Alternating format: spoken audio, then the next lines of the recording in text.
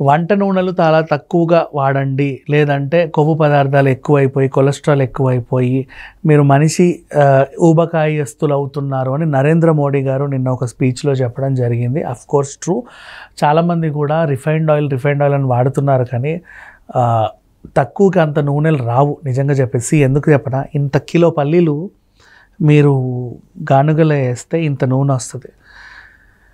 Kilo పల్లీలు ఎంత ఉండొచ్చు, ఇంచుమించు ఒక 250-300 వరకు ఉంటుంది. నువ్వు గానుగలు వేస్తే నీకు ఇంతే నూనె వస్తుంది. నువ్వు 5 కిలోలు వేస్తే తప్ప నీకు లీటర్ ప్యూర్ నూనె రావట్లా.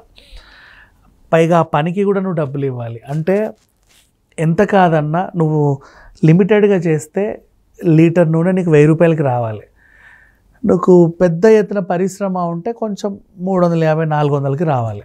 కానీ మరీ నీకు 100-150-110 రూపాయలకి అయితే రావు అది రిఫైన్డ్ ఆయిల్స్ అన్నీ.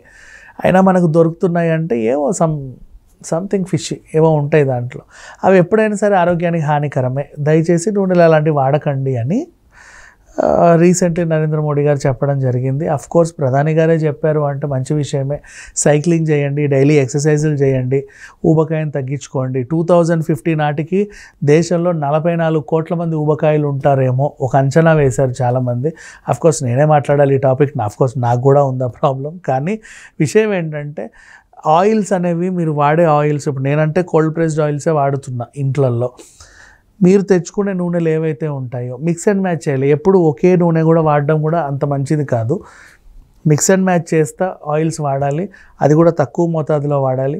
వీలైనంత వరకు ఎక్కువ ఆకుకూరలు, కాయగూరలు, సలాడ్స్ తీసుకోవడమే బెటర్.